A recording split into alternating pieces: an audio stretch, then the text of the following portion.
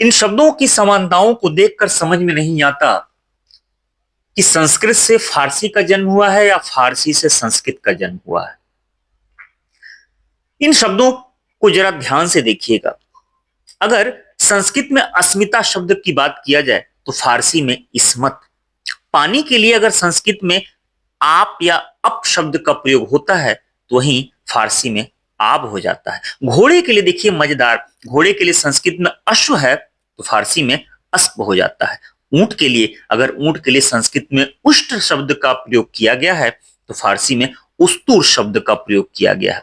मजेदार बात है, एक को संस्कृत में एक कहा जाता है तो फारसी में यक हो जाता है। अंतः, अंतः शब्द जब किसी शब्द के आगे उपसर्ग के तौर पर प्रयोग होता है तो यह अंतर हो जाता है। अब देखिए अंतर जब फारसी में बात जब की जाएगी तो यह अंदर हो जाता है ना मजेदार। दोनों में इतनी समानताएं हैं। अभी और भी शब्दों को देखिएगा, कितनी समानताएं आपको दिखाई देंगी। पता ही नहीं चलेगा कि फारसी से संस्कृत का जन्म है या संस्कृत से फारसी का जन्म है। हाथ के लिए अगर संस्कृत में बाहु शब्द है तो फारसी में बाजू शब्द है। चर, चर शब्द तो दोनों संस्कृत और फारसी में दोनों जगह हूबहू चर ही मिलता है आपको।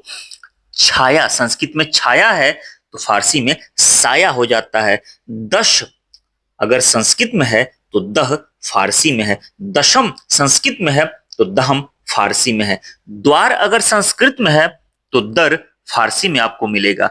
दो के लिए संस्कृत में द्वि शब्द का प्रयोग किया गया है तो फारसी में दू शब्द का प्रयोग किया गया। मजेदार बात है, बेटी के लिए देखिए, बेटी के लिए संस्कृत में अगर दुहितर शब्द है तो फारसी में दुखतर शब्द हो जाता है। दुष्कर, दुष्कर आप जानते होंगे, दुष्कर शब्द सुना होगा। अगर संस्कृत में दुष्कर है तो आपको फारसी में दुश्वार मिलेगा आपको। हाथ के लिए मजेदार है कि हाथ के लिए संस्कृत में अगर हस्त है तो फारसी में दस्त शब्द मिलेगा। आप सुने होंगे दस्तकारी। जात, संस्कृत में अगर जात शब्द है तो एकदम इसके समानांतर शब्द फारसी में आपको जाद मिलेगा। और मजेदार, खर, गधे के लिए खर शब्द का प्रयोग किया था। दोनों में समान रूप से है, बस नुक्ते का फर्क है। संस्कृत में खर है तो फारसी में आपको खर मिलेगा। खश, संस्कृत में खश मिलेगा, फारसी में खस मिलेगा। मां के लिए संस्कृत में अगर मातृ शब्द का प्रयोग किया गया है तो फारसी में मादर शब्द का प्रयोग किया गया है। अगर रंग की बात कर लिया जाए तो रंग दोनों जगह समान रूप से रंग मिलता है। रंग अब समझ में नहीं आता है कि यह संस्कृत का मूल शब्द है या फारसी का मूल शब्द है। अगर संस्कृत में सप्त है तो फारसी में हफ्त है। सियार के लिए अगर संस्कृत में श्रृंगाल है तो फारसी में शिंगाल है। शाखा, आप लोग अक्सर सुने होंगे शब्द शाखा, अगर संस्कृत में शाखा है तो फारसी में शाख है। सत, अक्सर आपने सुना होगा शत, अगर संस्कृत में शक्त है तो फारसी में भी सद है। उसी से बना है शती संस्कृत का, तो फारसी में बना है सदी। जगह के लिए तो बहुत मजेदार चीज है कि जगह के लिए संस्कृत में हम स्थान शब्द का प्रयोग करते हैं, लेकिन फारसी में थोड़ा सा परिवर्तन होकर समानांतर शब्द स्थान बन जाता है। तभी तो हम कहते हैं हिंदुस्तान, पाकिस्तान, अफगानिस्तान, स्थान, स्थान जगह के लिए प्रयोग किया जाता है। अब एक और शब्द सुनिएगा समानांतर और दोनों के हमशक्ल होने का, हमसाया होने का कितना शानदार नमूना है। शुष्क आपको संस्कृत में मिलेगा तो खुश्क आपको फारसी में मिलेगा। शुभ आपको संस्कृत में मिलेगा तो खूब आपको फारसी में मिलेगा। एक और शब्द पे जरा ध्यान दीजिएगा, कितना मजेदार। अगर आपको संस्कृत में वाताम मिलेगा तो फारसी में बादाम मिल जाएगा, है ना मजेदार। बादाम से वाताम बना या वाताम से बादाम बना, ये फैसला आप कीजिएगा। अगर संस्कृत में विधवा है तो फिर फारसी में बेवा है।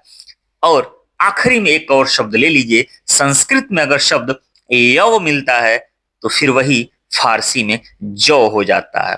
अब फारसी और संस्कृत भारोपीय परिवार की सबसे प्राचीन भाषाओं में से एक है। दोनों एक दूसरे से काफी हद तक संबंधित हैं क्योंकि दोनों एक ही प्रोटो आर्यन भाषा से उत्पन्न हुई हैं।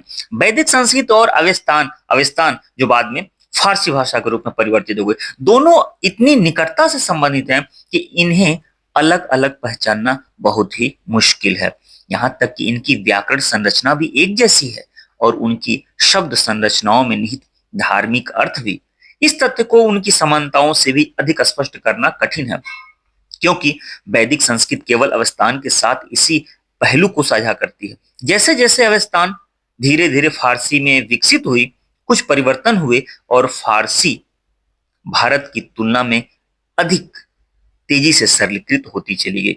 भारत में आधुनिक हिंदी और अधिकांश उत्तर भारतीय क्षेत्रीय भाषाएं भी संस्कृत की व्याकरण संरचना का अधिकांश भाग आज भी बरकरार रखती हैं। हालांकि पूर्ण अर्थों में नहीं, लेकिन फिर भी ईरानी और भारतीय दोनों समूहों में अभी भी बहुत समानता है। अधिकांश शब्दों का आधार भी समान है, यहां तक कि मूल शब्द भी, जिन्हें कई लोग दोनों देशों के बीच बात के व्यापारिक और सांस्कृतिक आदान प्रदान का श्रेय देते हैं, काफी हद तक अतिशयोक्तिपूर्ण भी है। चूंकि शब्दों की उत्पत्ति में इतनी अधिक समानता है कि उन्हें खारिज नहीं किया जा सकता, इसलिए यह कहना बेमानी है कि संस्कृत से फारसी का जन्म हुआ है या फारसी से संस्कृत का। बस इतना कहा जा सकता है, दोनों जुड़वा बहनें हैं।